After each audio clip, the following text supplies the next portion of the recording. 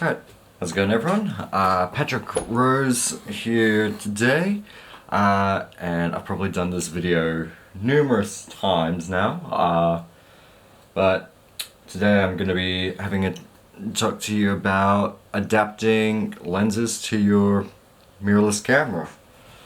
So, let's just say, let's just say you own an old film camera like this Pentax MZ50 from the 90s, and you have a vast range of film Pentax lenses or Canon FD, Nikon F, or Minolta lenses, and you want to start using some of those old lenses that you've either bought from a second-hand shop or you're just wanting to convert from a DSLR to a mirrorless camera like this Olympus Pen mini camera. Well, now you can with the ability of getting these small systems, these little accessories called just adapters. Now, this one here is just a dumb adapter. There's no circuits, no glass elements inside whatsoever. It's just designed to mount your old film lens to your camera like so. So you just follow the red dot, so line the two red dots, rotate till it clicks, and then you just do the same thing. Just mount your own camera on like so. And that's pretty much it. One thing to keep in mind about adapting lenses, especially for crop sensor cameras like the Micro Four Thirds or APS-C, like the Sony A6000 for example, you won't get the equivalent focal length the lens shows. So this is a 50mm lens, so you have to times it by 2, so this 50mm lens becomes a 100mm lens. And you can also notice there is flange distance between the sensor itself and the lens because this lens is designed for an SLR, much like your Canons and Pentax cameras, or Nikon camera as well.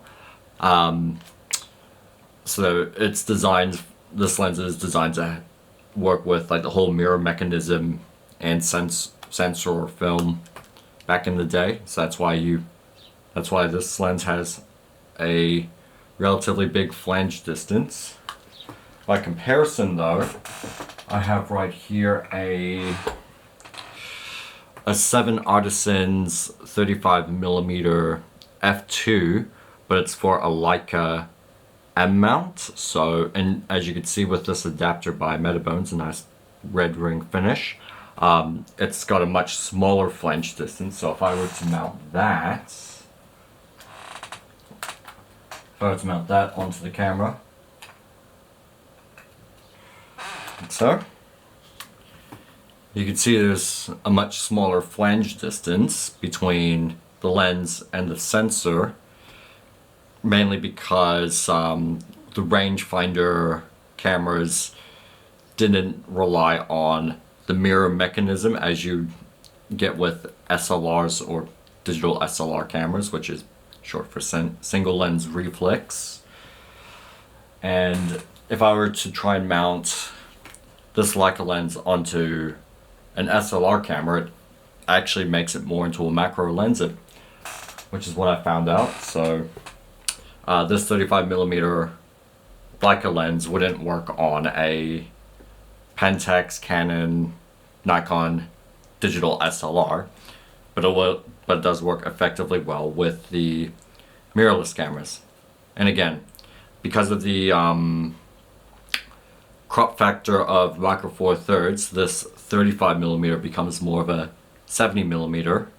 However, I could also adapt this lens onto a full frame mirrorless camera like the Canon EOS Rs, the Panasonic S1s or the Nikon Z7s or any of the Sony A7 cameras. So, and it'll just be a full frame, equivalent full frame 35mm. So that's another good bonus about the about adapting some of these more rangefinder style lenses. Another great fun thing you could do with adapting lenses as well is you can also get some interesting, basically toy kind of adapters. So this one here by a third-party manufacturer known as Pixco, what they've done with this lens, or this adapter, is I'm able to fully rotate it. So rotate the lens mount back here. Terrible light, yeah. So I could actually rotate that on this lens mount on the camera, as well as that it shows numbers here, which actually physically tilt the lens to basically alter the depth of field, which is very, very creative. If you're using a SLR camera, an SLR lens, but it doesn't have the designated aperture rings like some of these vintage lenses, like this Pentax one right here.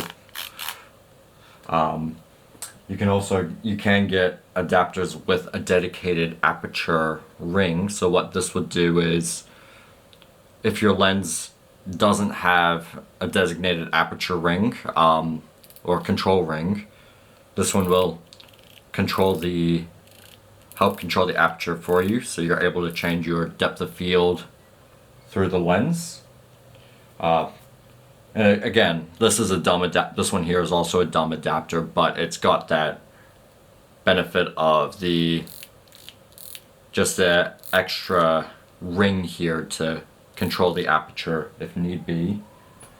Now, in terms of the dumb adapter having, no glass elements and stuff, you can actually get what they call focal reducers. So I've got on this camera, well, this lens here, this lens is actually on a focal reducer, and unlike the other adapters, this one actually has glass elements inside, and what it does is it's basically it's like adding a wide angle, basically like adding one of those wide angle lenses or add-on lenses for your camera, but instead of being on the outside, it's on the inside, and it helps to convert that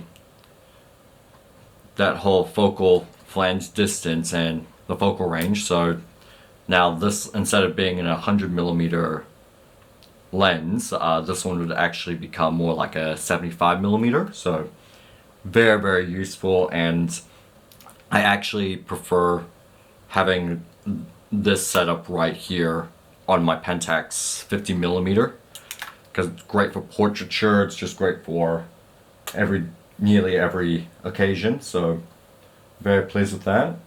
Other little perks as well is you can get designated tripod adapters, so that way you're able to mount it on a tripod without mounting on the camera and stuff. So yeah, very useful. Hopefully you guys enjoyed the video. I would also add down in the link below places like Fotodiox, which actually make a wide range of adapters for practically every camera brand and manufacturer. Other than that, I hope you guys enjoyed the video. Leave a comment down below about what you think of the video, or your own thoughts, and whether you've actually experimented with various adapters, or even new adapters that I may not have heard of. And yeah, just feel free to check out my Instagram at Pros Forever. So PROSE number 4 EVER, or check out my website at www.patrickrose.co.nz. Thank you very much, and I will see you guys next time.